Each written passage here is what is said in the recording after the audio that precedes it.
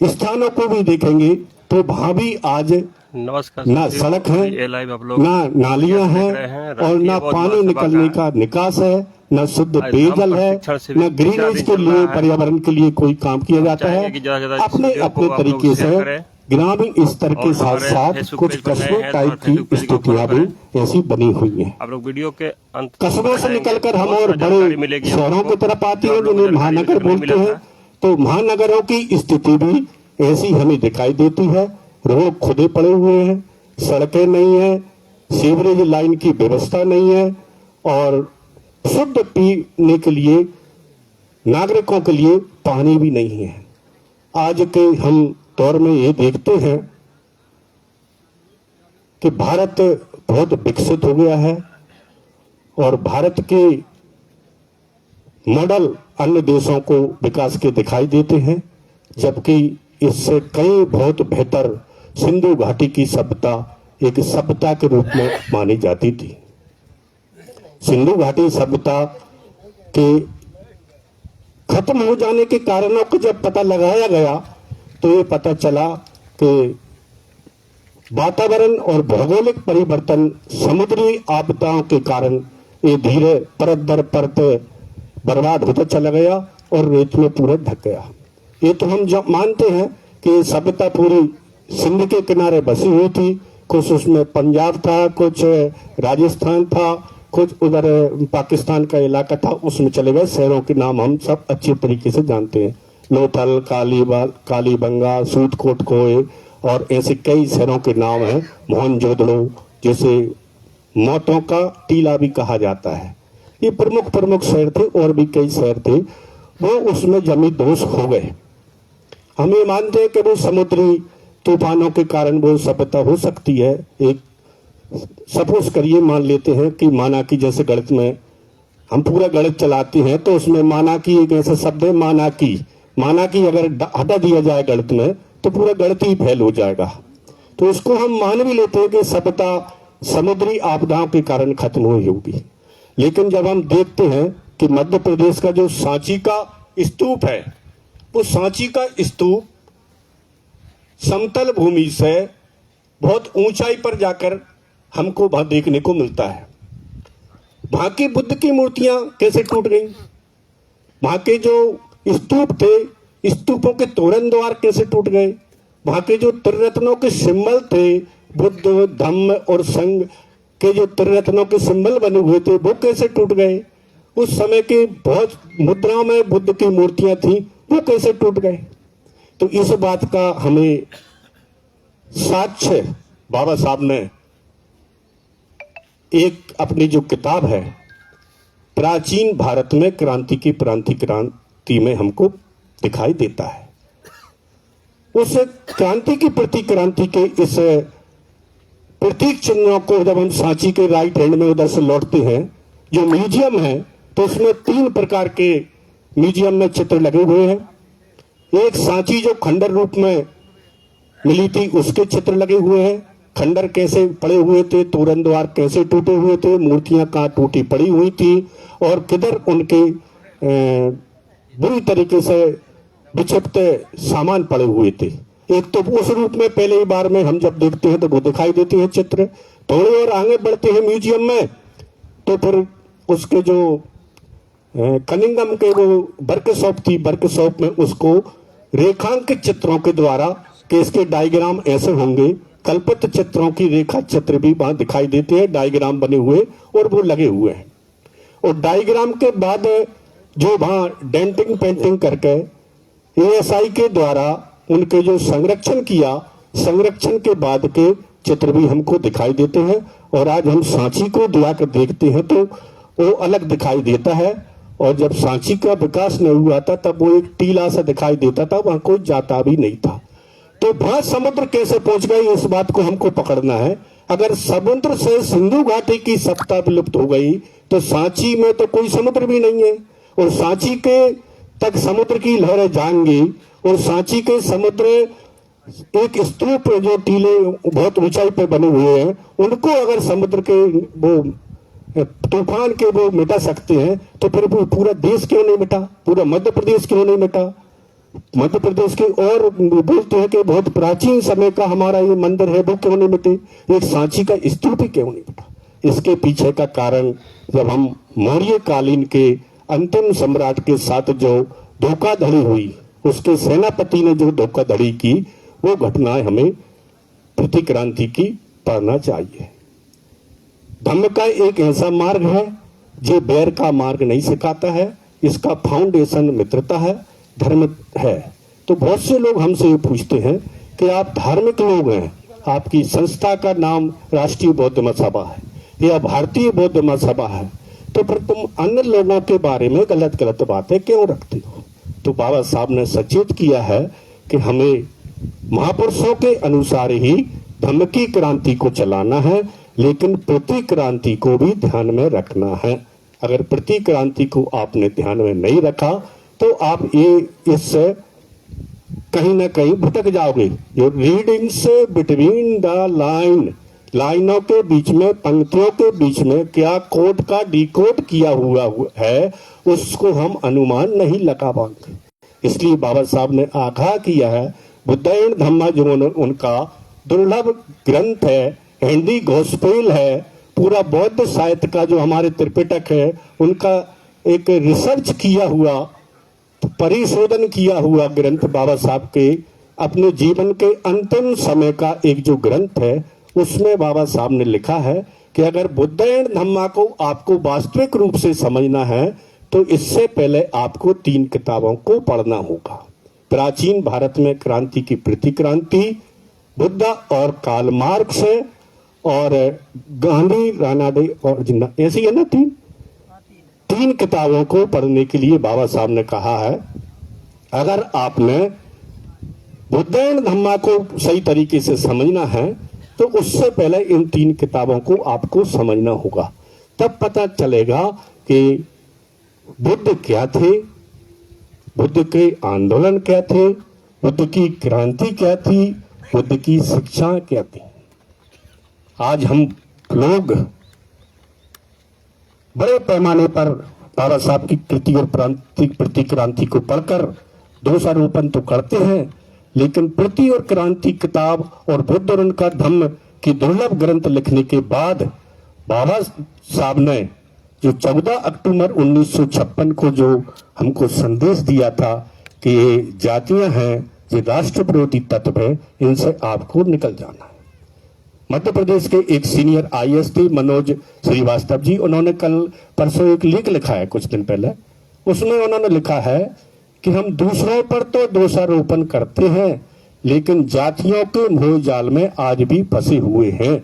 हम बाबा साहब को अगर मार्गदर्शक मानते हैं, उनको हमारे फॉलोअर मानते हैं, तो हम 1956 की शिक्षा के अनुसार हम सबको बहुत हो जाना चाहिए था। अभी ये लाइव जो हमारे नाम के पीछे क्वेश्चन टैग है, वो चल रहा है, सभा का जो नाम के पीछे सरनेम लगता है, तो हमको बहुत नहीं होने देता है।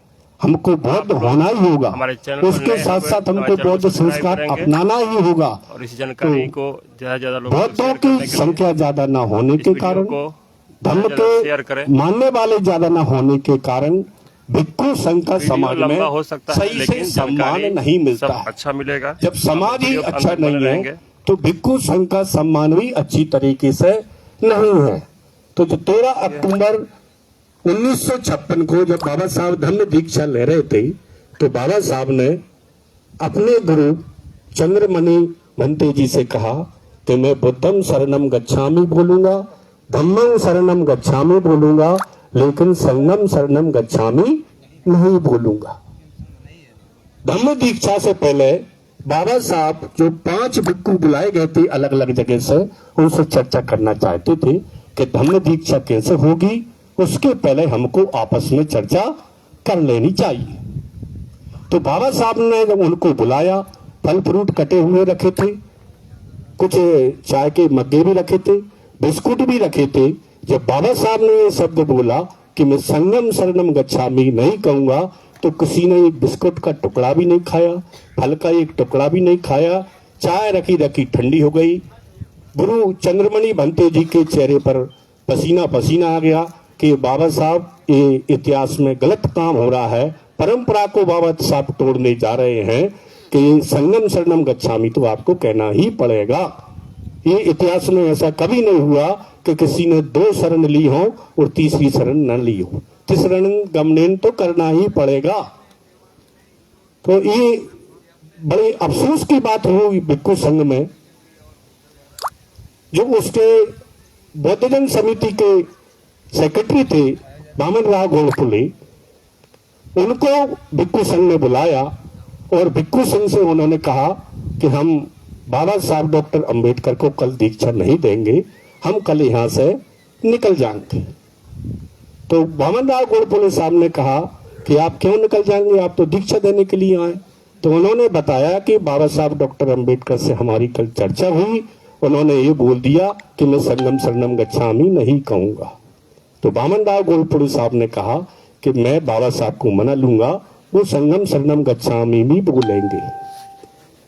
तो चंद्रमणि भंते जी ने ये कहा कि आप बाबा साहब को नहीं जानते, वो पत्थर की लकीर नहीं, भाई खुद एक ऐसी चट्टान है कि जहां खड़े हो गए और एक बार जो उन्होंने बोल दिया और उससे वो टस के मस नहीं होने वाले। आप बाबा साहब को अच्छे से नहीं जानते, डॉक्टर अंबेडकर को, अब वो बदलेंगे नहीं। तो वामन राव गोड़पुले ने कहा कि मैं बाबा साहब को बदलवा दूंगा और वो संगम शरणम गच्छामि बोलेंगे कि नहीं, हम ऐसा नहीं मानते। डॉक्टर अंबेडकर जब हमारे सामने कह देंगे कि मैं संगम शरणम गच्छामि बोलूंगा तो ही हम उनको दीक्षा देंगे। तो कि चलो दोबारा हम बाबा साहब के पास चलते। 5 ही भिक्खु और वामन राव गोड़पुले बाबा साहब को उनसे फिर कहा कि हम एक चर्चा और करते हैं भिक्खु संघ के साथ। तो दूसरे दौर की जो चर्चा हुई, वामन राव गोड़पुले साहब ने कहा कि बाबा साहब मैं निवेदन करना चाहता हूं कि भिक्खु संघ ने मुझसे बोला है कि हम धम्मं शरणम गच्छामि, बुद्धं शरणम गच्छामि बोलेंगे, धम्मं शरणम गच्छामि बोलेंगे, लेकिन संगम शरणम गच्छामि नहीं बोलेंगे। तो मेरा निवेदन है कि आप संगम शरणम गच्छामि तीसरी शरण भी लें। तो उन्होंने कहा कि क्यों लें, बताइए। तो उन्होंने कहा कि जो हम संग वंदना बोलते हैं, यदिदं चत्तारि पुरुष युगानि अट्ट पुरुष पुरमिला, उसकी शरण में बाबा साहब हमको जाना। जो तथागत के समय का भिक्खु संघ था, यदिदं चत्तारि पुरुष युगानि, उसमें भिक्खु संघ भी है, भिक्खुनी संघ भी है, उपासक संघ भी है, उपासिका संघ भी है। इन चारों को मिलाकर भिक्खु संघ बनता है। उस समय की चारों संघों में आप उनकी शरण में जाएंगे और ये परंपरा है बाबा साहब, आप उस शरण की संघ में जाएंगे। गुरु चंद्रमन जी जो बनते जी हैं वो उसी संघ के भाग हैं। तो बाबा साहब को हंसी आई कि आप गोड़पुले, आप ये बात मुझे बता रहे हो, ये बात मुझे पता नहीं है कि मुझे आपको पता है। तो पर मैं यही तो कहना चाह रहा हूं कि जो हमारा भिक्खु संघ है, ये बात भी मुझको कल बता सकता था, ये बात तो भिक्खु संघ को भी आती है। तो इसके पीछे का कारण ये लॉजिक है कि हमारा समाज ज्यादा बड़ा ना होने के कारण, बौद्धों की संख्या ज्यादा ना होने के कारण भिक्खु संघ भी थोड़ा सीमित और संकुचित और कंजेस्टेड हो गया है। वो ये बात बताने में दिक्कत हो रहा है, मैं परंपरा को नहीं तोड़ूंगा, मैं बुद्धं शरणं गच्छामि भी कहूंगा, धम्मं शरणं गच्छामि भी कहूंगा और संगम शरणं गच्छामि भी कहूंगा और दीक्षा भी होगी। तो ये बाबा साहब की और भिक्खु संघ के बीच की जो बात हुई थी, तो वो मैं बात बता रहा था कि जब समाज बौद्ध समाज नहीं होगा तो बौद्ध के जो धम्म गुरु हैं उनकी संख्या भी कम होगी, उनका रिस्पेक्ट अच्छे से नहीं होता है। और बौद्ध धर्म का काम करते हैं, सभी बौद्ध संस्थाएं कितनी हो, शाखाएं कितनी हो, तो आपस में मित्रता का व्यवहार हमको करना है। ये सिखाता है हमको धम्म। धम्म का मतलब ही यही है, बाबा साहब ने बुद्धायन धम्मा के उसमें लिखा है कि धम्म क्या है आकर को, कि धम्म एक व्यक्ति के लिए नहीं है, धम्म व्यक्तिगत नहीं है। धम्म का सही अंदाजा, अनुमान और परख तब होती है जब 102 व्यक्ति हो जाते हैं। तो एक व्यक्ति को अकेले रहता है वो एक व्यक्ति, उसको धम्म की आवश्यकता नहीं है, क्योंकि वो किसके साथ पानाती पाता बेरामनी करेगा और कोई है ही नहीं है। अगर वो अकेला व्यक्ति है तो फिर किसकी चोरी करेगा, अदन दाना बेरामनी, वो चोरी भी नहीं करेगा। अकेला व्यक्ति है तो फिर कामेशु मिक्षाचार वो कहां से करेगा, अकेला ही पड़ा रहेगा। अकेला ही व्यक्ति है तो फिर वो झूठ कहां से बोलेगा? अकेला ही व्यक्ति है, कोई और नहीं है, तो फिर वो नशा तो कर सकता है लेकिन ये 4 चीजें और ऊपर की नहीं कर सकता।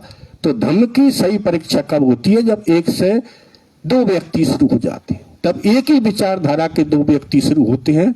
तो एक पैर और दूसरा पैर जब ये दोनों चलना शुरू करते हैं, इसको ही सम्राट अशोक के वेलफेयर स्टेट में सहकारी बोला गया था, कोऑपरेशन। कोऑपरेशन का अब गलत अर्थ लोगों ने क्या निकाला? हेल्प, मदद करिए। मदद कॉरपोरेशन नहीं है, मदद सहकारी नहीं है। सहकारी क्या है? साथ में रहकर कार्य करना। जैसे लामा जी और लंबे समय से 1 साल से यहाँ इस आंदोलन को चला रहे हैं।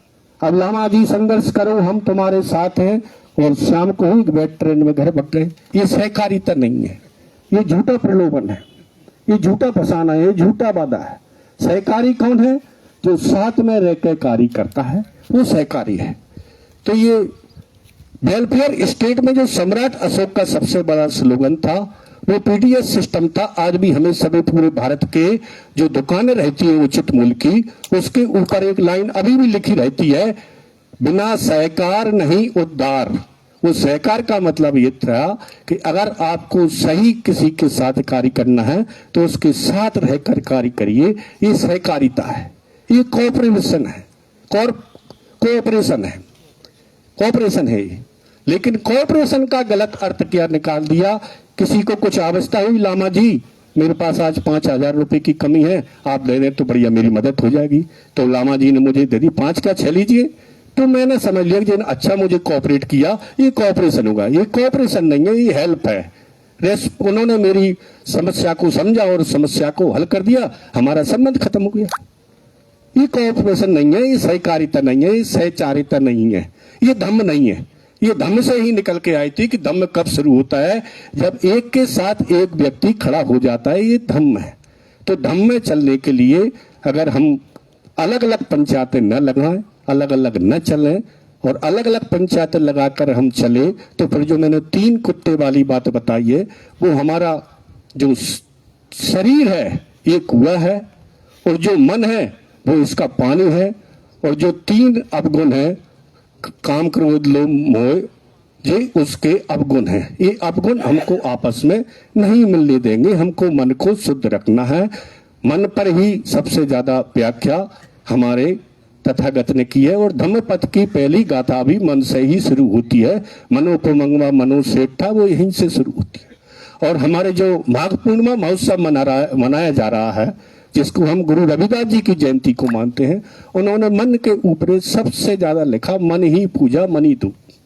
ये मन उन्होंने मन पे उनकी एक वो पद भी है, जिसको बड़ी थीसिस में उन्हें बड़ा लेख लिखा उसने, मन ही पूजा मनी धूप। वो गुरु रविदास जी और बुद्ध के उनसे ही धम्म देशनाओं से ही लिया गया है। तो हमें शुद्ध करना होगा, और मन जिसका शुद्ध होगा उसको मित्रता के साथ चलने में कोई दिक्कत नहीं है। तो इतनी बात मैंने क्यों बताई? सिंधु घाटी सभ्यता में ऐसे शुद्ध मन के लोग रहते थे। आपस में बार्टर सिस्टम था, वस्तु विनिमय था। कोई तेल का उत्पादन करता है, कोई कपड़े का उत्पादन करता है, कोई जूते चप्पले का उत्पादन करता है, कोई गेहूं का उत्पादन करता है, कोई सब्जी का उत्पादन करता है, और जिसको जितनी आवश्यकता है वो आपस में एक दूसरे ले लेते थे और अपने अपने काम करते थे। वस्तु विनिमय का काम था। इतना भाईचारा था। जब इतना भाईचारा, इतना अच्छा सौर और बलिष्ठ लोग देखे, उसका उदाहरण जैसे कि शौर्य गाथा दिवस 1 जनवरी का जो आता है, उसमें कल बताया था कि एक बलशाली ऐसा योद्धा था, वो अकेला ही चला आता था तो 10, 20, 25 लोगों को काट देता था। हेल्दी लोग थे। जब दिमाग शुद्ध रहेगा तो तन और मन भी स्वस्थ रहते हैं। तो ये सभ्यता हमारी भारत से आए हुए आक्रमणकारियों ने बर्बाद की। दूसरा पॉइंट जो कल साहब ने बताया था कि आक्रमणकारियों ने जब देखा कि भारत के लोग किसी प्रकार के प्रमाद में, व्यसन में व्यस्त नहीं है, मस्त नहीं है, तो धीरे धीरे उन्होंने भारत के लोगों में नशा डालने की प्रवृत्ति प्रारंभ की। तथागत बुद्ध चाहते उन्होंने एक जगह लेखों में लिखा है, बाबा साहब ने लिखा है, मैंने ऐसा पढ़ा कि अगर शेर के सामने जाना भी पड़े तो आप चले जाना बेझिझक, डरना मती, क्योंकि शेर से लड़ते हुए आपकी मौत हो गई तो आपकी वीरता कहलाएगी, लेकिन आपको कहीं ना कहीं शराब के सामने जाना पड़े तो आप भग जाना, आपकी यहां पराजय ही होगी। तो ये कितनी बड़ी बात थी, इतनी बड़ी बात थी, तो तथागत ने इसको 5वें उसमें क्यों रखा सील में? ये बहुत सबसे बड़ा अच्छा सील था, तो इसको नंबर 1 पे ले जाना थी तथागत को। सुरा मेरे मज्ज पमत थाना वीरमणि सिक्का पदम समाधियामी। तथागत जानते थे कि हम राजाओं के कुल में हमने जन्म लिया है, राजाओं पर मुझको धर्म का प्रभाव डालना है। अगर मैंने इसको पहले ही रखा तो राजा, सेनापति, राजा की सेना, राजा के मंत्री सब उसमें डूबे हुए हैं, मुझको कभी का भगा देंगे। इसलिए उन्होंने उसको 5वें नंबर पर रखा। और सबसे पहले क्या रखा कि हम प्राणी मात्र से भी किसी की भी हत्या नहीं करेंगे, मित्रता का व्यवहार करेंगे। जब आप सबको मित्र बना लेंगे तो फिर दुश्मन आपका कोई है ही नहीं है। उसके पहले का जो त्रिशरण है, बुद्धं शरणं गच्छामि, हेड ऑफ द त्रिशरण, ये हेड है। जब आप बुद्ध की शरण में चले गए तो बुद्ध की शरण में जाओगे तो आपके दिमाग में गलत विचार आ ही नहीं सकते, गंदे विचार आ ही नहीं सकते, सत्य विचार आपके शरण में रहेंगे। तो ये नशे वाली जो चीज है उसको दूर ही रखा। और जब हमारे अधिकतर सेमिनार लगते हैं गांव देहातों में, अगर कहीं इस प्रकार के कैडर कैंप लगते हैं तो उसमें बताया जाता है कि खाने और पीने पर ही पूरा वो चला जाता है कैडर, और पूरा स्पीच, और समाज के लिए कोई मोटिवेशन नहीं मिलता है। और मोटिवेशन मिलता भी है तो मैं आपको एक डायग्राम के द्वारा बता रहा हूं मोटिवेशन कैसे चलता है। अभी हम बैठे हैं तो इतना मोटिवेशन है, आपने इसको नोट किया, इतना आ गया। नोट करने के बाद आप घर पहुंच जाओगे, इतना हो जाएगा। और फिर कभी बताने के बाद मौका लगा तो इतना हो जाएगा, और फिर यहां आके जे एंड हो जाएगा। जे ऐसा मोटिवेशन चलता है। मोटिवेशन का ये स्लैब है, घर जाकर ये शून्य हो जाता है। तो मोटिवेशन को बनाए रखने के लिए हमको क्या करना है? डिसिप्लिन बनाना है। डिसिप्लिन में क्या है रहता है, हम हमेशा सचेत रहते हैं, और डिसिप्लिन हमेशा ऐसा रहता है किसी भी परिस्थिति में। इन्हें हम डिसिप्लिन को अनुशासन या सील भी कह सकते हैं। स्वतः सेल्फ रेस्पेक्ट भी जैसे कहते हैं, और हम स्व अनुशासन भी कहते हैं, इसे स्वयं के द्वारा बना हुआ अनुशासन या नियम भी कहते हैं। तो मोटिवेशन में और डिसिप्लिन में ये अंतर होता है। तो हमको अनुशासन सिखाता है क्या? नियम, विनय। ये नियम और विनय का हमको, अगर हम बुद्ध के वाहक हैं, बुद्ध के मानने वाले हैं, तो हमें इनको फॉलो करना होगा। अब मैं आगे आता हूं। बुद्धायन धम्मा, बाबा साहब ने बुद्धायन धम्मा हमारे बीच में रखा, तो उसमें बुद्ध की जीवनी आती है। 8 भागों में, 8 अध्यायों में वो लिखा हुआ है। उसे अष्टांगिक मार्ग के रूप में भी आप समझ सकते हैं। तो पहली बड़ी समस्या तो यह है कि बुद्ध के जन्म को लेकर ही भारत में जितने टीकाकार हुए, बुद्ध की जीवनी लिखी, पहली समस्या उन्होंने उनके जन्म के साथ ही रख दी। बुद्ध का जन्म और कुल के बारे में जैसे बताते हैं, हम पढ़ते पढ़ते और आगे तक आते हैं अभिनिष्क्रमण की प्रक्रिया तक। एक तो हम ये बताते हैं, कई ग्रंथों में संस्कृत में भी देखने को मिल जाता है महा अभिनिष्क्रमण। महा अभिनिष्क्रमण का क्या कारण है? महा चीज जिसमें जुड़ जाती है वो किसी महान व्यक्ति के साथ ही होती है। निष्क्रमण माने उनका गृह त्याग करना। और एक हिंदी के कवि हुए हैं, वो ऐसा लिखते हैं कि सखी अगर वे मुझसे कहकर जाते तो अपनी पगबाता ही पाते। कई कथाकारों ने, लेखकों ने उनको क्या बताया कि वो रात को 12 बजे अपनी पत्नी और पुत्र को छोड़कर भाग गए। दूसरी तरफ क्या बताते हैं, महाअभिनिष्क्रमण। जो व्यक्ति भाग गया रात के 12 बजे, उसका महाअभिनिष्क्रमणेशन कैसे हो सकता है? हो सकता है क्या? तो ये जो मैंने लाइन लिखी है ऊपर, रीडिंग्स बिटवीन लाइंस, इन दोनों के बीच में आपस में विरोधाभास है। ये विरोधाभास कैसा है कि एक तरफ तो आप ये बता रहे हैं कि बुद्ध सिद्धार्थ राजकुमार रात को 12 बजे निकलकर भाग गए अपनी पत्नी और बच्चे को, छोटे बच्चे को सोते हुए। एक तरफ संस्कृत में हम कई जगह पढ़ने को देखते हैं तो उसमें क्या लगता है कि बुद्ध का महाअभिनिष्क्रमण हुआ। ये दोनों आपस में विरोधाभास करती हैं। तो बाबा साहब ने कहा कि इस जन्म को लेकर ही मुझे आप लोगों से आपत्ति है, ये गलत बात है। इसके पीछे का कारण क्या था कि जो गहरी समझ के लोग होते हैं वो पंक्तियों के बीच और लाइनों के बीच के अर्थ का अनुमान लगा लेते हैं।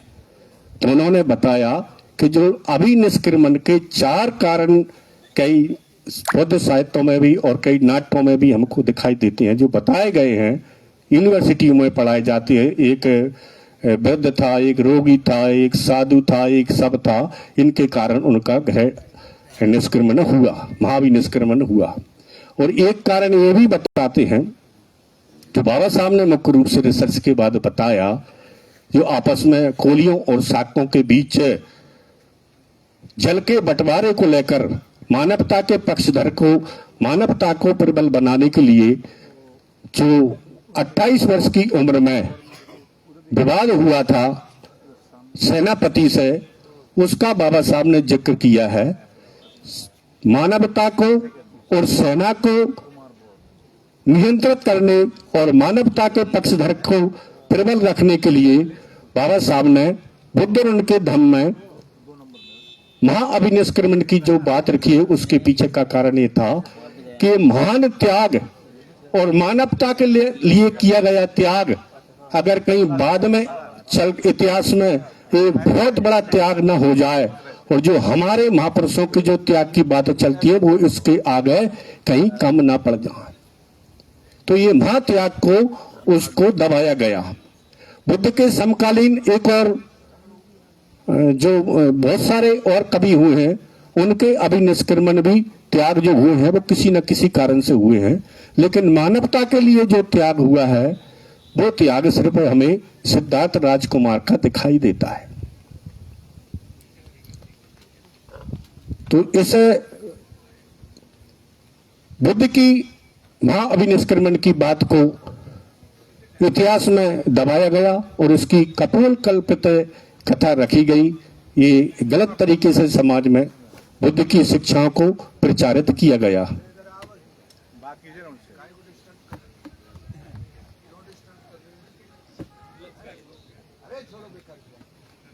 बैठ जाओ, कोई दिक्कत नहीं है।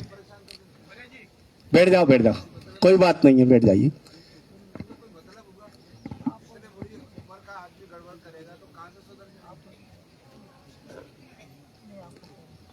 चलो आगे चलते हैं।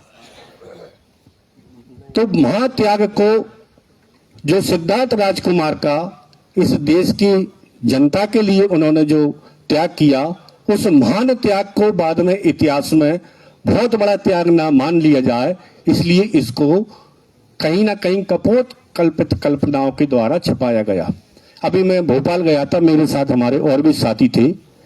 वहां पे एक भंते जी हैं, सागपुत्र सागर जी, एक बौद्ध अंतर्राष्ट्रीय बौद्ध सम्मेलन उन्होंने किया। तो उससे नाट्य के द्वारा बुद्ध के जीवन चरित्र को बताया गया। मेरे साथ गोलिया जी थे, हमारे एस.एल. साकेत साहब थे और भी साथी थे। तो उसमें क्या बताया कि जब बुद्ध लौटकर कपिल वस्तु वापस आते हैं और राहुल उनसे मिलता है, यशोधरा कहती है कि जाओ ये तुम्हारे पिता हैं, इनसे मिलिए। तो राहुल अपनी माँ से कहता है कि मैं तो महाराजा शुद्धोधन को अपना पिता समझता हूँ, यही हमारे पिता हैं। तो उन्होंने बताया, माननीय संस्थापक जी हमारे बीच पधार चुके हैं, मेरा उनसे निवेदन है कि आकर अपना स्थान ग्रहण करें। तो वहां नाट्य मंचन में क्या बताया उन्होंने कि जब राहुल को यशोधरा बताती है कि वास्तविक रूप से ये जो दिखाई दे रहे हैं बुद्ध यही तुम्हारे पिताजी हैं, और जो इंग्लिश के वर्जन में ऐसा लिखा है कि स्पिरिचुअल ट्रेजरी के मालिक हैं, आध्यात्मिक नदी के जो सबसे बड़े खजाना है, ट्रेजरी है, स्पिरिचुअल ट्रेजरी है जी, यही तेरे पिता है, तू इसका उत्तराधिकारी है, इनसे उत्तराधिकार मांग ले। बाबा साहब ने ऐसे बताया।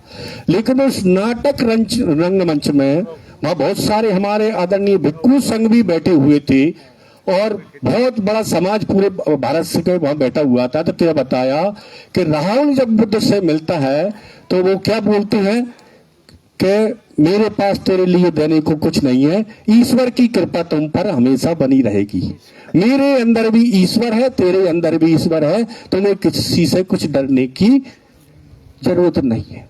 तो ये रीडिंग्स बिटवीन लाइन्स है, ये गहरी बात को वहां गहरे लोग ही समझ सकते थे कि ये गलत मंचन यहाँ बुद्ध के बारे में हो रहा है। बाकी लोगों ने बजाओ तालियां, तालियां गड़गड़ा के और पूरा ताली ताली ताली ताली। एक तो ये गलत बात वहां मंचन हुई। दूसरी गलत बात क्या हुई कि जब बुद्ध का महापरिनिर्वाण हुआ, उन्होंने आनंद को बताया, भिक्खु संघ को बताया कि मेरा महापरिनिर्वाण होने वाला है। तो जब आनंद ने अपना दुख प्रकट किया, शोक प्रकट किया, भिक्खु संघ ने किया, तो फिर बुद्ध का वह किस तरीके से बताया कि आनंद, मैंने इतने दिनों में तुमको क्या सिखाया है, जो ईश्वर मेरे अंदर था वो ईश्वर आपके अंदर है, मेरे जाने का दुख न करो, ईश्वर हमेशा तुम्हारे साथ, तुम पर ईश्वर की कृपा रहेगी। तो ये गलत बात है जब हमारे जैसा समाज अलग अलग पंचायत रख के अलग अलग तरीके से बुद्ध की शिक्षाओं को गलत तरीके से बताएगा, तो बौद्ध समाज की और बाबा साहब के फॉलोअरों की, बाबा साहब की औलादों की जो नैतिक जवाबदारी बनती है कि गलत चीज को हम ना मंचन होने दें।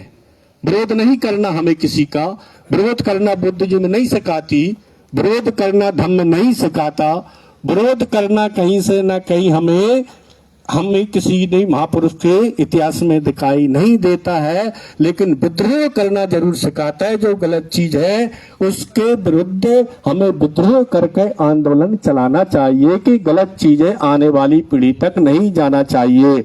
जब पूरे विश्व ने बाबा साहब को सिंबल ऑफ नॉलेज माना है, उसके जैसा पढ़ने वाला व्यक्ति अभी भारत में कोई नहीं आया, और उनके जीवन के अंतिम 5 वर्ष के परिणाम के रूप में जो हिंदी गॉस्पेल बुद्ध एंड धम्म आई, तो हम उसको स्वीकार कर रहे हैं और बाबा साहब को भी स्वीकार करें, बाबा साहब की शिक्षाओं को भी स्वीकार करें। आज हम दिखाई देते हैं कि जो आंदोलन को चला रहे हैं कहीं ना कहीं, वो आंदोलन में लामा साहब का सपोर्ट कर रहे हैं, तो अधिकतर उनमें लामा साहब बाबा साहब के फॉलोअर ही ज्यादा दिखाई देते हैं। तो हमें सही बातों को समाज में प्रचारित करना है, गलत बातों को रोकना है, ये जागरूक व्यक्तियों की पहचान है। तो मैंने इस बात को ध्यान इसलिए रखा कि गलत तरीके से गलत संदेश बुद्ध के रखे जा रहे हैं। तो हमें बुद्ध की शिक्षाएं क्या थी, या तो ये बुद्ध जानते थे, या बुद्ध के समय का भिक्खु संघ जानता था, या फिर बाबा साहब समझ पाए तो उन्होंने हिंदी गॉस्पेल आपको दी। अब दिक्कत क्या हो रही है कि बाबा साहब ने जो हिंदी गॉस्पेल दी, उस हिंदी गॉस्पेल को हम अच्छे तरीके से न अपना कर, बाबा साहब ने जिधर जाने से मना किया है उधर ही हम कूद जाते हैं। तो आज चंद्रोदय का पाठ है, कल धम्मपद की गाथाएं पढ़ी जाएंगी, बढ़िया गाएंगे और बढ़िया सब सुनेंगे और चले जाएंगे।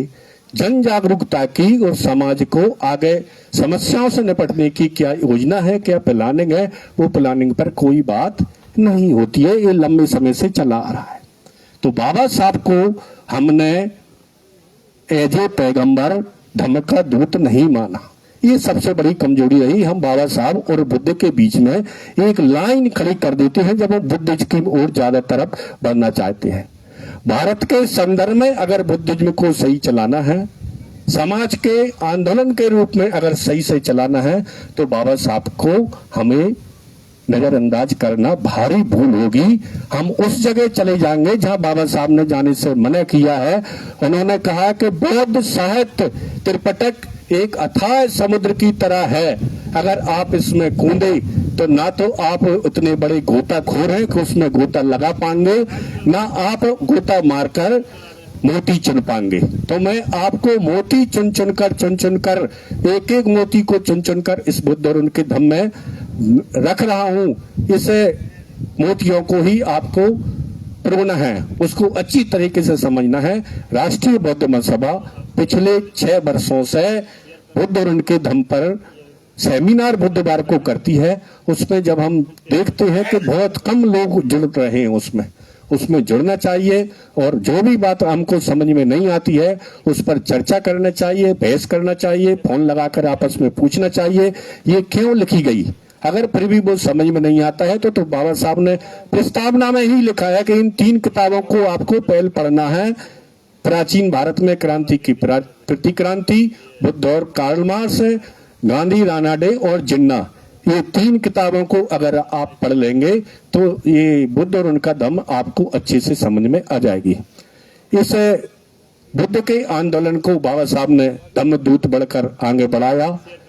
बाबा साहब से पहले सावजी महाराज, फुले और अन्य क्षेत्रीय रीजनल जो हमारे संत हुए उन्होंने भी चलाया, लेकिन इसकी सही से समरी बाबा साहब डॉक्टर अंबेडकर ने हमको सरकार के रूप में संविधान में एक नियम और समाज को बौद्धों के लिए बुद्ध और उनका धम्म दिया है आगे बढ़ने के लिए, तो हमें उस पर अमल करना चाहिए। ये हम उसको अमल नहीं कर पा रहे हैं, ये हमारी सबसे बड़ी बात निकलकर कमजोरी के रूप में सामने आती है।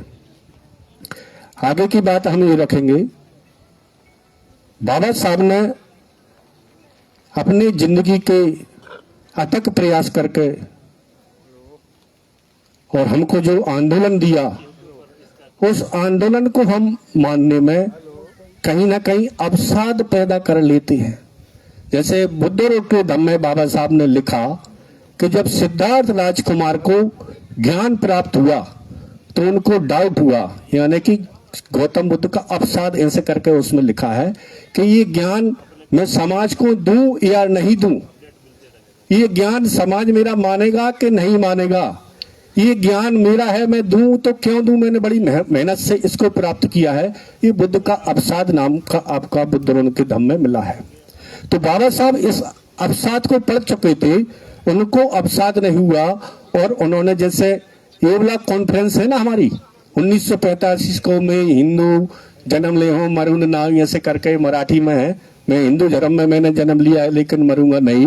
तो बाबा साहब ने जो ये वाला कॉन्फ्रेंस में घोषणा की थी 1935 में, उसको इन्होंने अवसाद को परखने के लिए महार परिषद में एक और 1936 में बैठक लगाई। तो उस महार परिषद में बाबा साहब ने बोला कि मैं इस पे मेरे समाज के उपस्थित लोगों को बुलाकर ये कहना चाहता हूं कि हमको जो मैंने घोषणा की है 1935 में, उस घोषणा को अमल में लाने के लिए मैं स्केल लगाना चाहता हूं, टेम्परेचर नापना चाहता हूं कि समाज मेरे साथ कितना है और कितना नहीं है।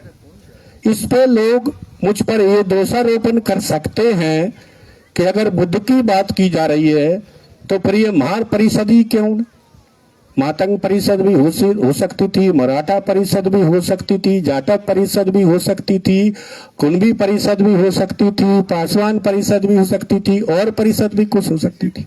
तो ऐसे लोगों से मेरा कहना है कि जब महार परिषद का रिजल्ट आ जाएगा, महार मेरे साथ पूरे हो जाएंगे, वो इस आंदोलन को समझ लेंगे कि हमें मानवता के मूल्यों पर अपना जीवन जीने के लिए, मानवता के मूल्यों पर अपनी संतानों को आगे मार्ग देने के लिए आपको पुरानी व्यवस्था को त्यागना ही होगा। जैसे मैंने कहा ना कि लोग दूसरों पे आरोप तो लगाते हैं लेकिन अपने जाति के माया जाल से आज तक नहीं छूटे हैं।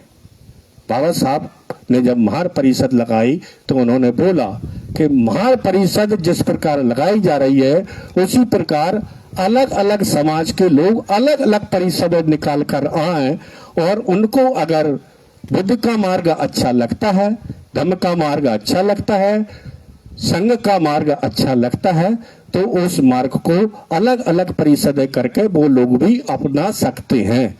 महार परिषद का भाषण जिसे एक पुस्तक के रूप में दिया गया है, मुक्ति कौन पते, मुक्ति का पथ, मुक्ति का कौन सा पद, इसको हम नहीं अपनाते हैं, बड़ी बड़ी बातें करते हैं।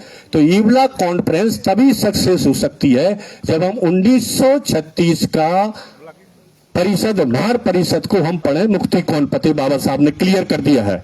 तो जो अवसाद गौतम बुद्ध को हुआ था कि मेरी बात समाज मानेगी या नहीं, तो बाबा साहब इस अवसाद से बचने के लिए, जैसे कल भी चर्चा हुई थी कि उन्होंने कितना समय लिया, 1935 से लेकर 1956 तक उन्होंने स्केल डाली अलग अलग, क्या मैं सफल हो सकता हूं कि नहीं हो सकता हूं, क्या मैं 14 अक्टूबर 1956 को दीक्षा लूंगा तो उसमें कितने लोग होंगे। तो ये बाबा साहब ने अलग अलग परिषदों के मार्ग से अब मुक्ति के पथ को हमको दिया, इस मुक्ति के मार्ग को भी हमको अपनाना है।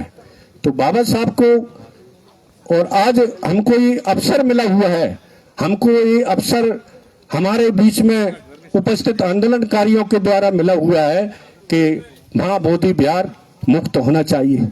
अब हम बाबा साहब को संदर्भ इसमें रखना चाहेंगे कि जब बाबा साहब को पढ़ने का अवसर मिला तो उन्होंने साबित कर दिया कि देश नहीं पूरे विश्व में मुझसे ज्यादा पढ़ाकू कोई नहीं है। तो उन्होंने अच्छा विद्यार्थी होकर साबित करके बताया। जब उनको मकसद मिला कि मैं मेरे लोगों को मानवता की राय पर लाकर इनको सिटीजनशिप्स, इनको राइट्स, इनको एजुकेशन, इनको वेलफेयर की सभी सुविधाएं उपलब्ध कराऊंगा, जब बाबा साहब को संविधान लिखने का मौका मिला तो उन्होंने संविधान में भी अवसर की पूरी अपनी उसको जवाबदारी को समझते हुए आपको बेल कंडीशन तक पहुंचाया। जब बाबा साहब को धर्म का मार्ग चुनने का मौका मिला तो उन्होंने स्टडीज की, सभी धर्मों की कंपैरेटिव अध्ययन किया। कंपैरेटिव अध्ययन के बाद बाबा साहब ने देखा कि बुद्ध धर्म का मार्ग ही मेरे समाज के लिए उत्तम मार्ग है। जब उनको अवसर मिला तो उन्होंने उसको बेहतर हमें अवसर भी, मार्ग भी दिया।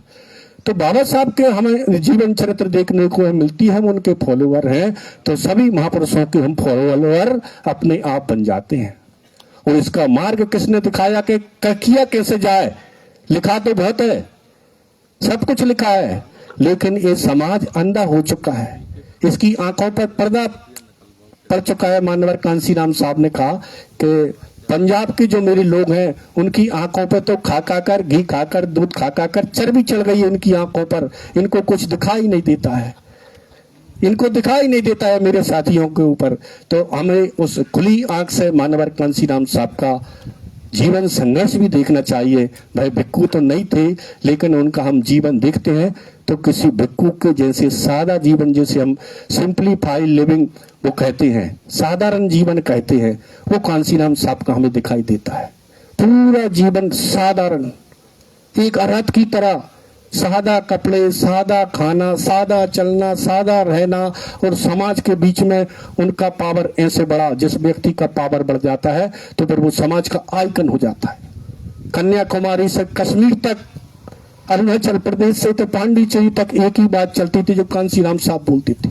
आज हमें कांसीराम साहब की जीरोक्स की जरूरत है, उनके जीरोक्स के रूप में हमें चलना चाहिए।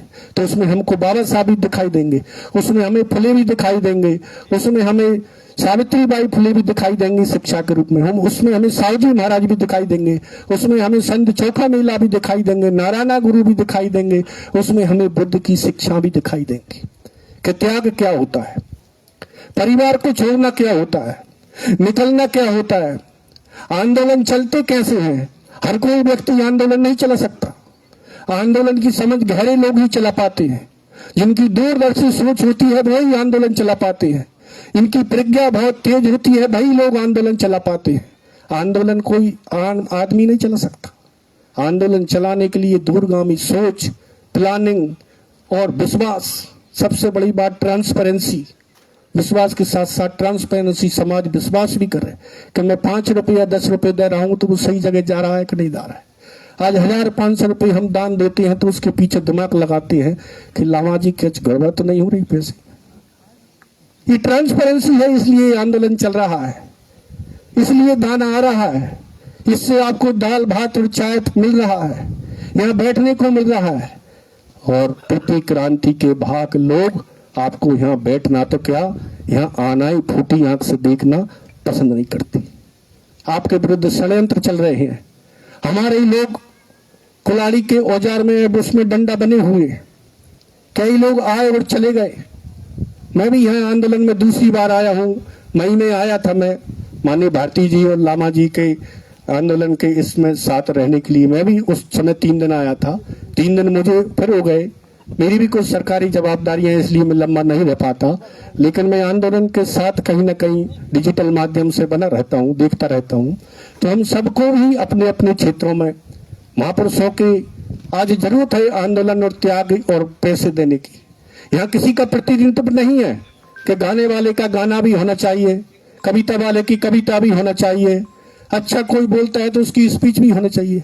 यहाँ आंदोलन की जरूरत है, यहाँ ईमानदारी की जरूरत है, यहाँ समय देने की जरूरत है, यहाँ दान देने की जरूरत है, हमारे गाड़े पसीने की कमाई के पैसे की जरूरत है। हमको यहाँ ये त्याग करना चाहिए। हमारे महापुरुष त्याग ही सिखाते हैं, संग्रह करने की प्रवृत्ति हमें नहीं सिखाते, वो त्याग करने की प्रवृत्ति सिखाते। सम्राट अशोक को देखिए, सम्राट थे, वो राजा नहीं थे, छोटे मोटे सम्राट थे। जब उन्होंने त्याग किया, उड़ीसा हो उसका उदाहरण है, शांति स्तूप बना हुआ है, कलिंग का सब जानते हैं, पढ़ते सब हैं। हमारा इस वर्ष का 2026 का राष्ट्रीय अधिवेशन 12, 13, 14 अक्टूबर जहां होने जा रहा है, 3 दिन का अधिवेशन, हम देखेंगे उस स्थान को कि त्याग होता क्या है।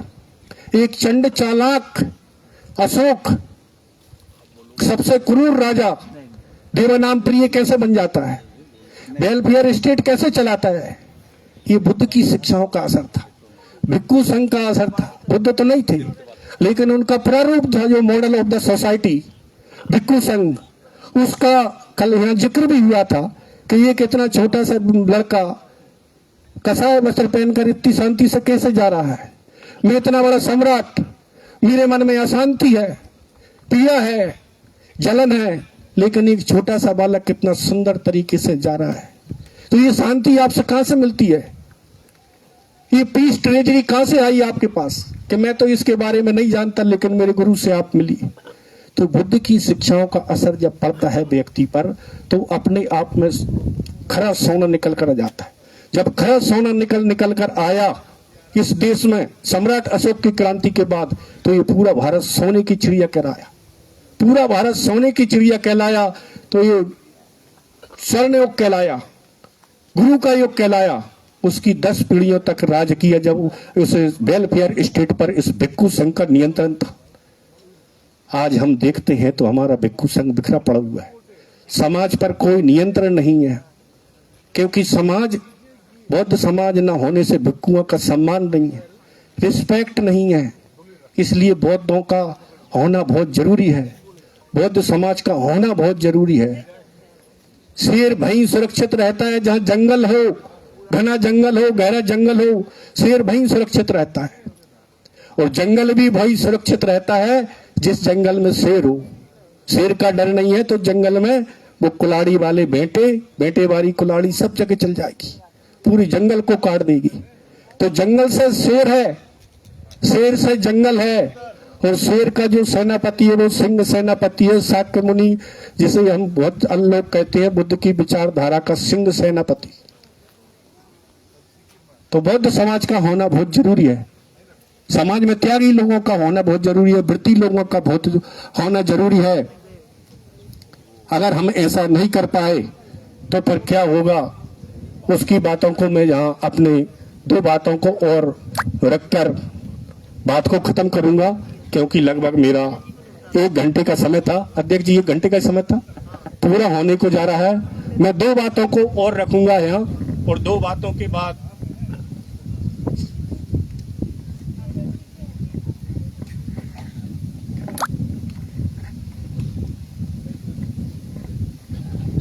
दो बातें और मैं रख रहा हूं कि हमें साथ क्यों नहीं मिलता है। ये मार्टिन निमोलर की कविता की कुछ पंक्तियां हैं, आप सुनिए कि पहले वो कम्युनिस्टों के लिए आए और मैं कुछ नहीं बोला क्योंकि मैं कम्युनिस्ट नहीं था। अब वो समझ जाइए आप वो लोग कौन है। फिर वो ट्रेड यूनियन वालों के लिए आए और मैं कुछ नहीं बोला क्योंकि मैं ट्रेड यूनियन का सदस्य नहीं था। फिर वो यहूदियों के लिए आए और मैं कुछ नहीं बोला क्योंकि मैं यहूदी नहीं था। फिर वो आखिरी में जब मेरे लिए आए तब तक कोई बचा नहीं था और वो मेरे लिए कोई बोलता। आज ऐसी स्थिति हमारे साथ न बने, हम चुप होकर न बैठे।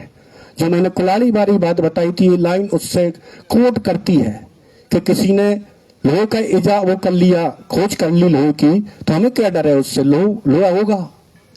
तो वो पहले किसके लिए आए? लोहे के लिए, वो उनके लिए आई। ये कविता उससे, कविता की लाइनें मैच खाती हैं। जब भी कहीं ऐसी बातें दिखाई दें, यहाँ के जो लेनिन कहे जाते हैं बिहार के बाबू जगदीप राम, उन्होंने बोला एक खास वर्ग के लिए, वो लाइन मैं यहाँ बोल के बता रहा हूं कि अगर आपके साजिशों, आपके विरुद्ध साजिश करने वालों के विरुद्ध कहीं पड़ोस में कैडर चल रहा है तो उस कैडर में जल्द से जल्द आप उपस्थित हो जाइए। किस परिस्थिति में? अगर आपके घर में आपका बाप मरा हुआ भी रखा है, उसे जलाना जाना है तो उसको जलाने के लिए थोड़ा रोक दीजिए। और बगल में कैडर चल रहा है तो वो कैडर जरूर सुन के आइए, क्योंकि सुनने समझने वालों की बहुत कमी है। बाप को पीछे जला दीजिए, वो तो मर ही गया। अगर आप उसको समझने नहीं गए तो वो आपके आने वाली संतानों की चिताएं जला देगा। मैं दूसरी कविता की कुछ लाइनें पढ़ रहा हूं। बहरहाल हमको मक्तल से गुजरना होगा, बहरहाल हमें मक्तल से गुजरना होगा। टाल देने से कहीं मसला हल होता तो क्या, एक ना एक दिन कोई और फैसला लेना ही होगा। हम बच भी जाएं तो किसी और को मरना होगा। आने वाली नस्लों को मुसीबत से बचाने के लिए जो भी करना है इसी नस्ल को करना होगा, इसी नस्ल को करना होगा। इसी के साथ मैं अपनी बात को विराम देता हूं। बहुत बहुत धन्यवाद, साधुवाद, नमो बुद्धाय, जय भीम। अभी हमारे संगठन के समर्पित, संगठन के निष्ठावान और विद्वान और हमें सदैव मार्गदर्शन देने वाले, सभी आंदोलन में सहभागिता करने वाले माननीय बदन सिंह जी ने हमें उद्बोधन दिया। उन्होंने बताया किस तरह से हमारा एक गौरवशाली इतिहास, उसको हम सुरक्षा नहीं कर पाते हैं। बार बार जिस तरह से मिट जाता है, बार बार उसमें हम लोग खड़े नहीं हो पाते हैं, उसमें हमारी एकता नहीं है, हमारा एक होके उससे सुरक्षा नहीं कर पाते हैं। उन्होंने बताया किस तरह से बाबा साहब हमारे मॉडल हैं हर क्षेत्र में, चाहे हमारा पॉलिटिकल क्षेत्र हो, चाहे हमारा सांस्कृतिक क्षेत्र हो, चाहे हमारा शैक्षिक क्षेत्र हो, चाहे हमारा सामाजिक क्षेत्र हो, सभी क्षेत्रों में हमारे आदर्श हैं। धम्म का क्षेत्र हो, और उन्होंने अपने दो बड़े ग्रंथ दिए, भारत का संविधान और धम्म बुद्ध और उनका धम्मा, जिसके रास्ते पर हम लोग चल सकते हैं। लेकिन दुर्भाग्य हम जिस एकता से नहीं चल पा रहे। उन्होंने बताया किस तरह से एक प्रतिक्रांति का वातावरण बना हुआ है, मनुवाद का वातावरण बना हुआ है, उससे हम लोग मिलकर सुरक्षा नहीं कर पा रहे। इस बात को मिलकर सुरक्षा करने की आवश्यकता है। आज हमें बड़ा सौभाग्य है कि हमारे बीच में हमारे चंद्रबोधी पाटिल, जो हमारे राष्ट्रीय बौद्ध महासभा, भारतीय बौद्ध महासभा के ट्रस्टी चेयरमैन हैं, वो हमारे बीच उपस्थित हैं 2 दिन से। हम उनसे निवेदन करेंगे कि हमें मार्गदर्शन से कष्ट करें। हमारा रास्ता एक ही है, आंदोलन एक ही है, लेकिन उसमें हमारा मार्गदर्शन हमें मिलेगा, बहुत अच्छा लगेगा। हमारे माननीय पाटिल जी, आपका स्वागत है, अभिनंदन है।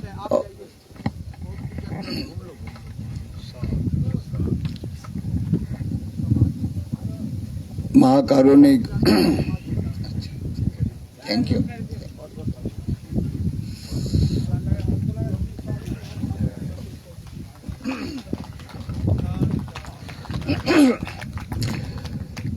महाकारुणिक तथागत गौतम बुद्ध, बोधिसत्व डॉक्टर बाबा साहब आम्बेडकर, देवानाम प्रिय सम्राट अशोक, संत गुरु रविदास जी, पूजनीय भिक्खु संघ, आप सभी को मेरा त्रिवार नमन। राष्ट्रीय बौद्ध महासभा के तत्वाधान में 3 दिवसीय कार्यकर्ता शिविर का आयोजन किया गया है। हमारे राष्ट्रीय बौद्ध महासभा के संस्थापक अध्यक्ष माननीय धर्म प्रकाश भारती जी और ये जो आंदोलन चल रहा है महाबोधि महाविहार मुक्ति के लिए, उसको लगभग 1 वर्ष होने जा रहा है और उसी उपलक्ष्य में माघ पूर्णिमा से यानी 1 फरवरी से 12 फरवरी तक उन्होंने ये कार्यक्रम का आयोजित किया है। महिला सशक्तिकरण, उनका भी यहाँ पर 1 दिवसीय कार्यक्रम हुआ और 3 दिन हमारे राष्ट्रीय बौद्ध महासभा के जो पूरे भारत से अलग अलग स्थान से जो हमारे प्रबुद्ध हमारे कार्यकर्ता आए हुए हैं और अभी 8 और 9 तारीख को बुद्धिस्ट सोसाइटी का भी, क्योंकि लामा जी ने कहा कि कार्यक्रम 1 से 12 है तो अलग अलग संगठन की ओर से ये कार्यक्रम होना चाहिए, तो 8 और 9 तारीख को बुद्धिस्ट सोसाइटी का भी अलग अलग प्रदेश से यहाँ से 200 लोगों का उन्होंने अंदाज है, ये 200 लोग आएंगे।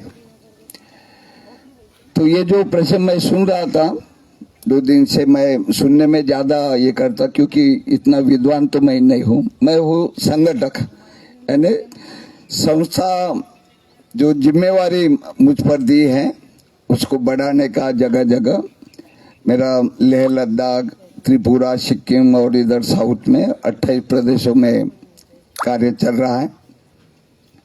2001 से लगातार संस्था को आगे बढ़ाने में, धम्म का प्रचार प्रसार करने में कार्यकर्ता रहेंगे तो हम धम्म कार्यकर्ता को बता पाएंगे। तो इसलिए सबसे पहली आवश्यकता है कार्यकर्ता जोड़ने का। तो कार्यकर्ताओं के शाखाओं का गठन करना ये मेरा कार्यक्रम रहा है।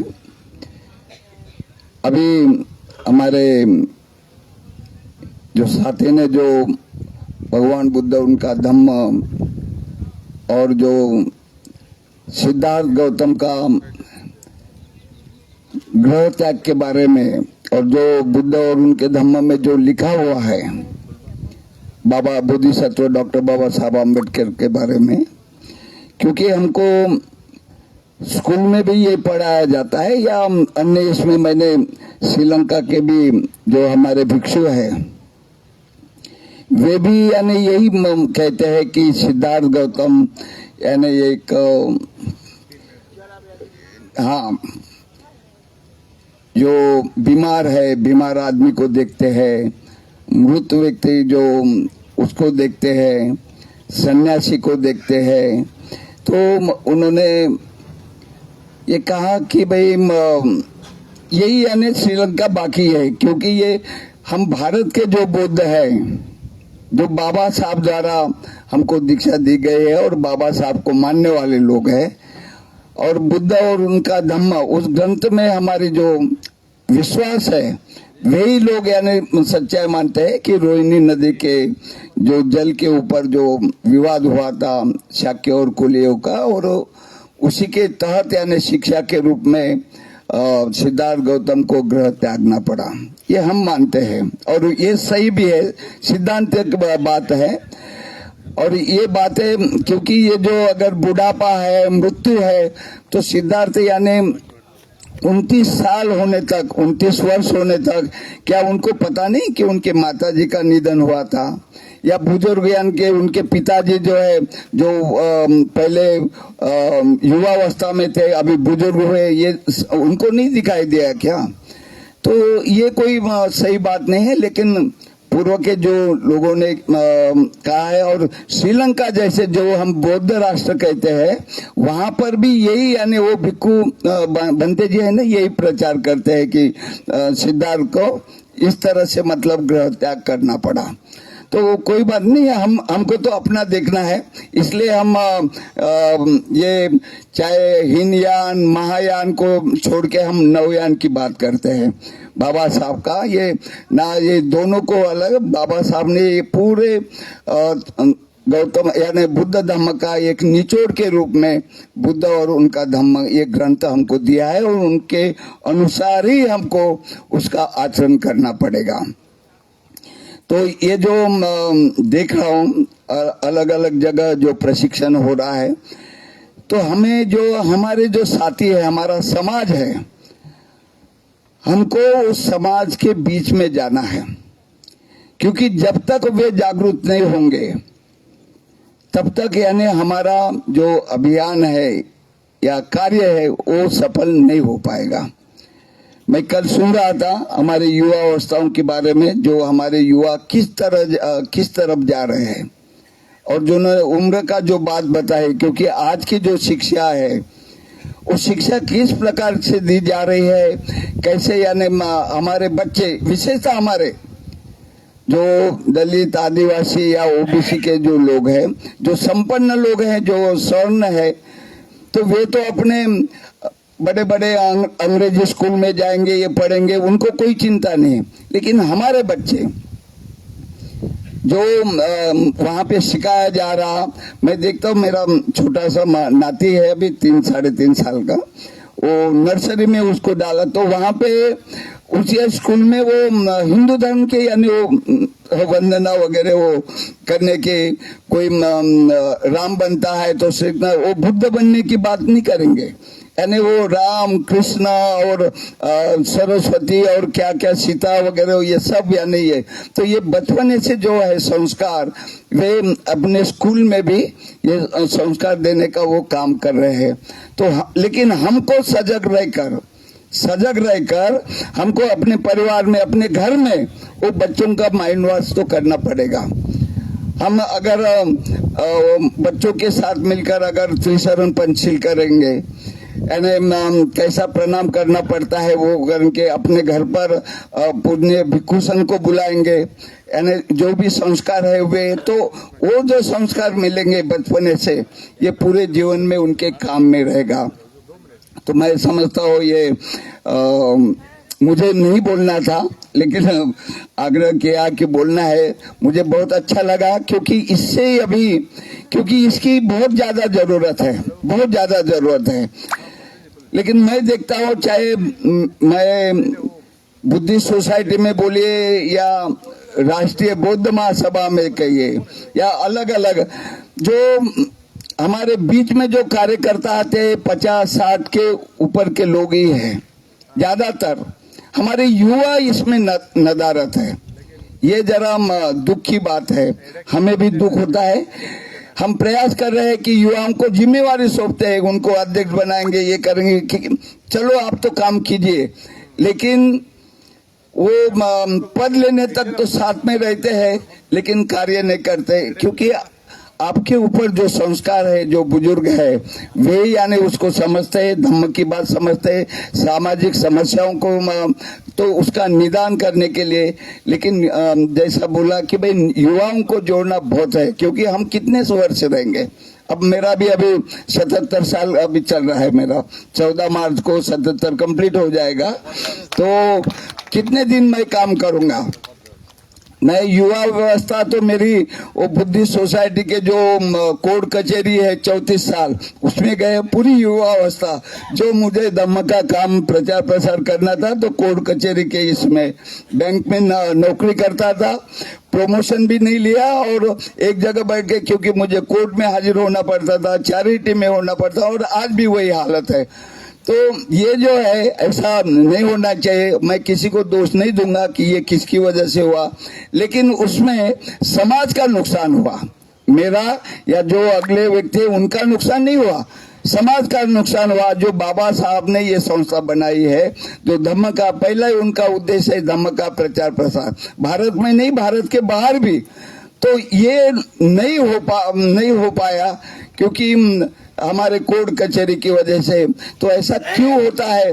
अच्छा, हम लोग क्या करते हैं, धम्म भी चाहिए उनको, संगठन भी चाहिए और राजनीति भी चाहिए। अरे एक रास्ते से चलो ना, कोई भी है, लेकिन नहीं, हमारे लिए वे भी चाहिए। तो ऐसी ये जो उनको जो अपेक्षा रहती है, ये समाज के हित में नहीं रहता।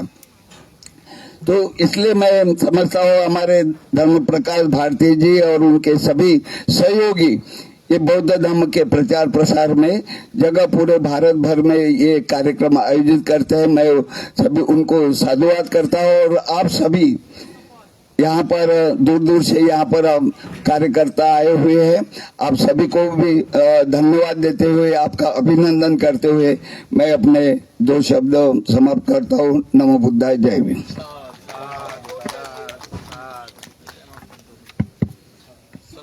अच्छा, हाँ, ओके। अभी हमारे बीच में हमारे पाटिल साहब ने प्रबोधन दिया और मैं किस तरह बताया कि हम लोग एकजुट होकर तथागत बुद्ध के मार्ग पर, बाबा साहब के मार्ग पर आगे बढ़ने का प्रयास करें, संघर्ष करें, निरंतर कार्य करें।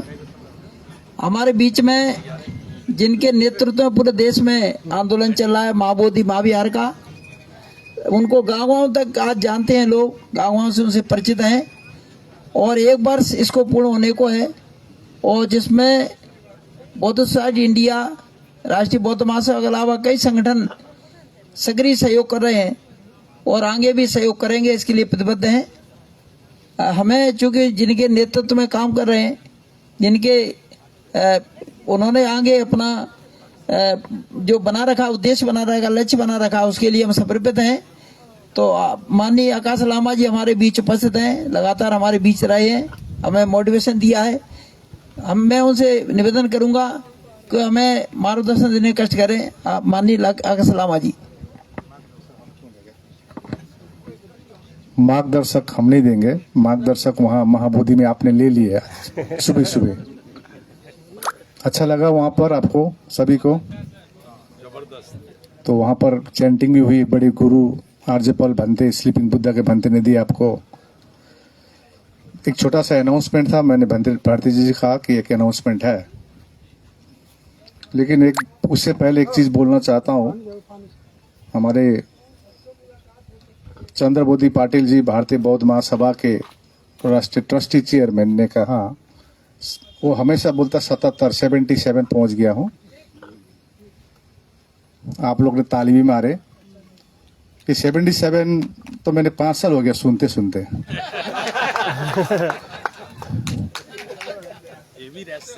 नहीं रहस्य नहीं, मैं झूठ बोल रहा हूँ। क्योंकि कल मैं रात को उनका पैर देखा, मेरे साथी वहां पर थे, बहुत मेरे को अंदर से फील हुआ। ये व्यक्ति एक बैंक में नौकरी, साधारण प्रमोशन भी नहीं लिया, और उन्होंने भोपाल ट्रेजेडी हुआ था ना, कब हुआ था भोपाल ट्रेजेडी? 84 में भोपाल में जो गैस का ट्रेजेडी हुआ था। आप सोचिए, चंद्रबोधि पाटिल जी भोपाल ट्रेजेडी से बचा हुआ आदमी है, सोच लीजिए कैसा होगा। वो भी जहां ट्रेजेडी हुई थी उनकी बैंक एकदम पास में थे, ट्रेन चल रही थी, ट्रेन में लोग मर रहे थे, लेकिन हमारे चंद्रबोधि पाटिल जी बच के निकले। और इनके तथागत का अनुकंपा है, उनकी शक्ति है, उनके जीवन संघर्ष। बताया जवानी कहाँ बीता, आप समझ गए आप कहाँ बीत गए। तो जो भी अनाउंसमेंट करते हैं, विशेष करके मैं अभी रिसेंटली अरुणाचल प्रदेश गया था, मसाल यात्रा थी, लद्दाख भी गया, दूसरी बार मैं इस बार फिर आऊंगा लद्दाख जून जुलाई में, या तो महाबोधि मुक्ति का न्यूज देने के लिए या संघर्ष करने, दोनों में से तो एक पक्का है। तो अरुणाचल प्रदेश गया, मैं लद्दाख गया, लद्दाख में देखा वहां पर बाबा साहब का मूर्ति लगा हुआ है। लद्दाख में बहुत बड़ी मूर्ति लगी हुई है, अनागरिक धर्मपाल की मूर्ति भी लगी है। क्योंकि हमारे क्षेत्र में, पहाड़ी क्षेत्र में बाबा साहब को इतने एक जैसे हम लोग जानते हैं, लेकिन साधारण व्यक्ति उनका संघर्ष, उनका त्याग, इतना उनको जानकारी नहीं है। तो अरुणाचल प्रदेश में तो मैंने वहां पर अखिल भारतीय अरुणाचल भिक्षु संघ है, उनका 10 एकड़ का जमीन है, 10 एकड़ का। तो 10 एकड़ का जमीन है, एकदम हाईवे में है। वहां पर मेडिटेशन भी सेंटर है, भगवान बुद्ध का बड़ा बड़ा मूर्ति है, बहुत बड़ा बड़ा मूर्ति, पेड़, इतना पेड़ बड़ा बड़ा मूर्ति है, लेकिन बाबा साहब का मूर्ति मेरे को नहीं दिखा। तो मेरे को अंदर से एक फील आया, तो मैंने कहा बंते जी बाबा साहब का एक मूर्ति लगाइए। मैं देश को आह्वान करूंगा, कोई भी डोनेशन देना चाहेंगे तो करने के लिए। और 14 अप्रैल बाबा साहब का जन्मदिन के दिन उद्घाटन करेंगे, और मैं अपील भी करूंगा जो जो आना चाहे आए। तो आज मैं वही अनाउंसमेंट करना चाह रहा हूं। फाउंडेशन स्टोन लग गई है, एक बीजेआई ने 5,000 दी थी, उसी पैसा से फाउंडेशन स्टोन लगी है। अभी चंद्रबोधी पाटिल जी से भी मैंने कहा, राष्ट्र भारतीय बौद्ध, क्योंकि वहां पर मेरा अंतरिम इच्छा क्या है, जैसे अरुणाचल भिक्षु संघ, ठीक है, कोई एक व्यक्ति को बोलेंगे तो लगा देंगे, उनके व्यक्ति का, जैसे अभी लद्दाख में एक डॉक्टर हर्षदीप कामले महाराष्ट्र से उन्होंने लगा दी, तो उनका नाम लगा हुआ है। मैं चाहता हूं कि समाज के प्रत्येक लोगों का इसमें भागीदारी हो। तो मेरा अंदरूनी इच्छा क्या है, वहां तो जैसे अरुणाचल भिक्षु संघ ने जगह दी है, हाईवे में है, वो बड़ा एक है, हम लोग को जाना है वहां पर 14 अप्रैल में। मेरा अंदरूनी इच्छा है कि राष्ट्रीय बौद्ध महासभा के द्वारा भी उसमें नाम लग गए, और ऑल इंडिया बुद्धिस्ट फोरम तो लग रहा है, भारतीय बौद्ध महासभा पे एक नाम लगे वहां पर। तो ये तो मानना पड़ेगा, लग जाएगा, लग जाएगा। अभी मैं देखूंगा कितना लगेगा, नहीं लगेगा। 5,000 रुपए खाली अभी डोनेशन दिए हमने, उससे फाउंडेशन स्टार्ट किए।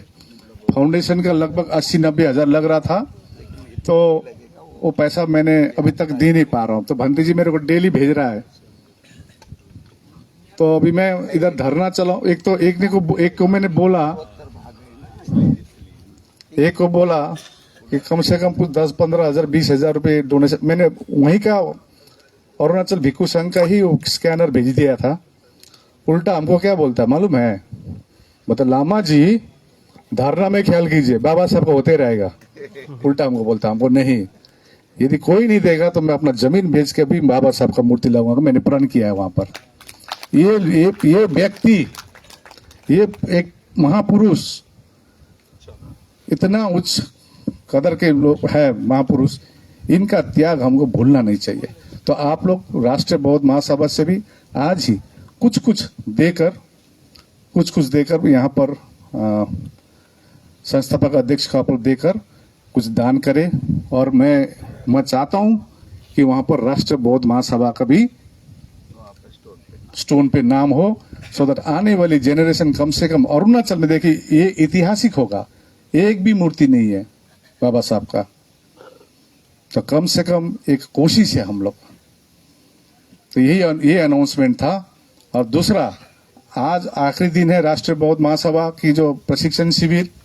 हमें देखा विभिन्न राज्य से आए हैं, 3 दिनों से आप लोग प्रशिक्षण विभिन्न सब्जेक्ट में इतनी डिसिप्लिन की तरह। आज भी देखिए ये एक संजोग है, देखिए वहां पर जिस प्रकार से महाबोधि के सामने ऐसा चैंटिंग करना और पूरा वीडियोग्राफी, वहां कैमरा ले जाना नहीं देता अंदर में, लेकिन सब हुआ, फोटो इतना मेरे पास आ गया वहां पर, एकदम डिसिप्लिन प्रकार से भी वहां पर हुई। तो मैं आप लोग से एक अनुरोध करता हूं, हमारे बड़े बड़े संस्था है, इंटरनेशनल चैंटिंग करता है, नेशनल चैंटिंग करता है, इंटरनेशनल मौलम करता है, सब इंटरनेशनल खाली नाम प्राय देखे है ना। अभी एक तो बोल रहे थे कोई बनते हैं इंटरनेशनल क्या कॉन्फ्रेंस किया, हमको इंटरनेशनल नहीं चाहिए, हमको रूरल चैंटिंग चाहिए, रूरल। गांव गांव जाइए, आप लोग से अनुरोध मेरा ये है, गांव गांव जाइए, मैं कोशिश कर रहा हूं बिहार के लोगों को जगाने के लिए। और इस बार 1 तारीख को देखे आपने 60% भीड़ बिहार के लोग थे, है कि नहीं? तो आप लोग से अनुरोध है, गांव गांव उस दिन सिखा रहे थे, हम बता रहे थे कि कम से कम 57 लोगों को मिलना, ये बता 57। और किसको टारगेट करना है? किसको? हाँ, ठीक पकड़ा। अब हम लोग ऐसे टैग नहीं बनाना है। जैसे मान लीजिए मैं बेंगलोर गया था तो हमारी दार्जिलिंग से वहां पर बहुत है, ये अपना गोरखे बहुत है, नॉर्थ ईस्ट के बहुत है बेंगलोर में, तो मेरे को मिलने आया था। तो एक डॉक्टर वेंकट स्वामी आ रहे हैं, 7 तारीख पहुंचेंगे ना, तो एक टैग लगा है दिमाग में, बाबा साहब मतलब दलित का लीडर। तो उसने मेरे को बोला, हाँ ये तो दलित का लीडर है। ऐसा नहीं है, उसको हम तो उसको समझाया दूसरी तरफ से, बाबा साहब दलित का नहीं है, सबका लीडर है, सबका लीडर है। तो ये टैग हम लोग को तोड़ना है। तो इसलिए टारगेट तो समझ गए, गांव चैंटिंग कीजिए, गांव में चैंटिंग कीजिए। इसमें हमारे जो मानववाद है वो सक्सेस है। उसमें क्या क्या पुराण, ये पुराण, वो पुराण, ये पुराण लगाते रहता ना, मालूम है ना, सबके एंगेज करते रहता गांव में, शिव चर्चा, क्या चर्चा, वो चर्चा।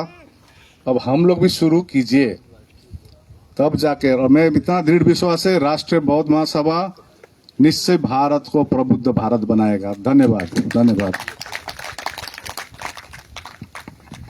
बहुत बहुत धन्यवाद माननीय लामा साहब, आपने बताया, आपका बहुत बहुत धन्यवाद। और अरुणाचल, आपका ऐसा मानना है कि अरुणाचल में अभी तक बाबा साहब की कोई प्रतिमा नहीं है, तो वहाँ बाबा साहब की प्रतिमा लगेगी तो बहुत अच्छा होगा। और चूंकि हम लोग राष्ट्रीय बौद्ध महासभा का, मैं आपको बता दूं कि हम लोग 365 दिन काम करते हैं और हर महीने हमारा कहीं ना कहीं बड़ा प्रोग्राम रहता है। और ये प्रोग्राम हम, जो हमारा कैडर है, जो हमारे सदस्य लोग हैं, ये सब हम अपने व्यक्तिगत खर्च करते हैं। हम कभी कोई ऐसा सार्वजनिक चंदा नहीं करते हैं, अपने ही पैसे से करते हैं। अभी हम लोग पूना में प्रोग्राम करके आए हैं, आप यकीन करिए 8 लाख रुपए का खर्चा था 3 दिन का, तो हम लोगों ने ही उसको शेयर किया है ना। और लेकिन चूंकि अरुणाचल एक ऐसा प्रदेश है जहाँ कोई मूर्ति नहीं है, तो हम राष्ट्रीय बौद्ध महासभा की तरफ से आपको उस मूर्ति में लगवाने में 20,000 रुपए का सहयोग करेंगे। ठीक रहेगा ना सर, है ना? अच्छा, जिसमें 2,500 रुपए हमारे महाराष्ट्र प्रदेश के जो अध्यक्ष हैं डॉक्टर चांगदेव साहब, उन्होंने अभी दे दिए हैं। ठीक है, तो आप उससे ज्यादा दे दो जो कम है तो उससे ज्यादा दे दो। चलिए, सुद्धोधन बड़ोने साहब जो हमारे धम्म संस्कार समिति के राष्ट्रीय अध्यक्ष हैं, उन्होंने कहा मैं 5,000 दूंगा। लिखते जाइए बोध जी, ये पहुंचा देना लामा साहब तक। हाँ, हमको मालूम है आपका 20,000 से ऊपर ही उठेगा। अब बाबा साहब की अनुकंपा, बुद्ध की अनुकंपा और काशीराम साहब के चेले हैं है ना सर? तो ठीक है, ये हम लोग कर देंगे। जो भी साथी अभी कहना चाहे तो आप कह सकते हैं। जैसे अभी हमारा 5,000 का सुद्धोधन बड़ोने साहब बोल दिए और डॉक्टर चांगदेव साहब हार्ड कैश दे दिए। आदरणीय बाबूजी हाथ उठा रहे हैं। बाबूजी कितना? 5,000। चलिए 5,000 डॉक्टर आनंद वाले साहब। चलिए 5,000 अपने डीएफओ मध्य प्रदेश के अध्यक्ष SL बौद्ध साहब। 5 हमारे बॉम्बे के शेषराव घांगड़े साहब, नेशनल कोऑर्डिनेटर राष्ट्रीय बौद्ध महासभा। 5 इंजीनियर DP गोलिया साहब, नेशनल कोऑर्डिनेटर मध्य प्रदेश गुना। ठीक है, DSP साहब, रिटायर्ड DSP साहब, प्रदेश अध्यक्ष झारखंड 5,000। ये तो कुछ बच जाएगा मेरे लिए चलो नहीं बचाएंगे, ठीक है, कोई बात नहीं। हो गया साहब आपका काम। तो कैसे देंगे आप लोग? अभी कैश दे के जाएंगे, चेक दे के जाएंगे, या लामा जी को भेजेंगे? कैश दे के जाएंगे। ठीक है, ओके, धन्यवाद। तो लामा जी आभार व्यक्त कर दो सर। देखिए, सबसे बड़ी बात है, आप लोग ने ये जो दान का बताया है, ये बहुत बड़ा पुण्य काम है। और हम ये छोटी सी रकम भी बाबा साहब का ऋण पूरा नहीं कर पाएंगे। तो मैं आभार व्यक्त करता हूँ आप सभी से।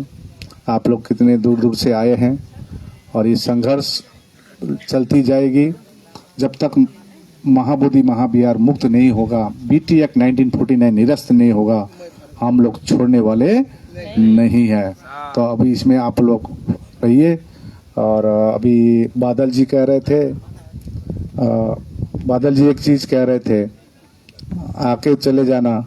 हमको भी दुख लगता, हमको कभी कभी ऐसा फील होता था, 359 दिन हो गया आज, मेरे को कभी कभी फील होता था हम लोग तो यहाँ बैठे हुए हैं, लोग आ रहे हैं जा रहे हैं, समझते हैं आप लोग का अपना अपना काम भी है, लेकिन अंदर से दुखी होता था मैं को, मतलब हम लोग ही रह गया यहाँ पर।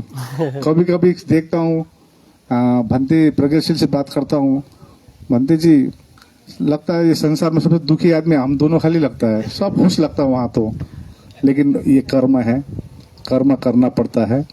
तो ये तो अपना अपना कर्म है। तो आप लोग हमेशा, आप कोई 2 बार आए 3 बार आए, हम तो इनके इतने मतलब कृतज्ञ है, क्योंकि कहीं जगह नहीं मिल रही थी, हमको अंधकार दिख रहा था, क्योंकि प्रशासन कहीं जगह ही नहीं दे रही है। अब वहां बाहर बैठे थे, बाहर में भी नोटिस आ गया, शासन दे नहीं रहा था, देने भी नहीं दे रहा था। देने भी नहीं दे रहा था। और मतलब आप जानते हैं कितना यहाँ पर प्रशासनिक प्रेशर है, लेकिन एक दृढ़ संकल्पित हम लोग थे, कहीं भी बैठेंगे, अरेस्ट सेल्फ अरेस्ट होंगे। लेकिन इसी बीच में अपना भारती जी ने, धम्म प्रकाश भारती जी ने कहा मेरा जमीन में बैठिए आप लोग। और इन पर अभी इनडायरेक्ट इतना प्रेशर आ रहा है, लेकिन इनका चेहरा में कभी फीलिंग इन्होंने दिखाया नहीं, अभी तक दिखाया नहीं है। तो आप लोग को बहुत बहुत साधुवाद, आप लोग का आशीर्वाद बनी रहे और धम्म के लिए काम करे आने वाली जनरेशन निश्चय, क्योंकि देखिए एक दिन तो हमको मरना है, मरना ही है एक दिन न एक दिन। लेकिन एक हम लोग बोलता भारदो बोलता है, हम लद्दाख वाले जानते हैं भारदो का मतलब। वो भारदो में एक हम लोग को देखिएगा बहुत सा भगवान दिखाई देता है।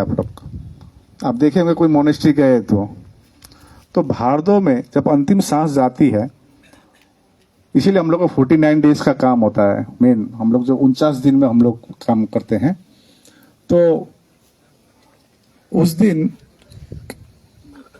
अंतिम सांस जब जाती है तो कम से कम एक जीवन में एक कोई क्रिमिनल है जो क्राइम किया, उसको भी एक आता है ये कि मैंने अच्छा काम क्या किया है जीवन में और बुरा काम क्या किया है।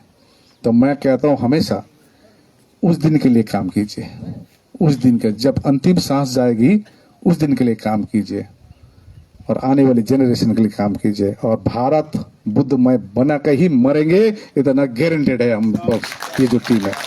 धन्यवाद सभी को। हाँ नहीं, अब खाने का एक बात मैं बोलेंगे, तो बहुत कुछ है। एक मिनट 500 रुपए, 1000 रुपए खाने का बोल दो सर। नाम लिख लो। नाम बताइए। आप इधर आ जाओ। राजस्थान से संत उनको लिखा। आप बदन सिंह जी यहाँ बैठ जाओ, बहुत ही कुर्सी डाल के, तो उससे थोड़ा लाभ मिलेगा। चलिए, हम चाहेंगे कि वीडियो को ज़्यादा से ज़्यादा आप लोग शेयर करेंगे ताकि ये जानकारी अभी कोई भी अपना सहयोग देना चाहे तो बदन सिंह जी को लिखा दें, वीडियो और को ज़्यादा दे भी शेयर सकते हैं, लिखा भी सकते हैं, बाद में उनको ट्रांसफर कर देना हमारे खाते में। चैनल को भी सब्सक्राइब करेंगे। तो अभी हमारे बहुत ही कर्मठ और निष्ठावान साथी हैं सभी आरबीएम के, जिन्होंने साहब ने 20,000 कहा, लेकिन उन्होंने 50,000 तक पहुंचा दिया।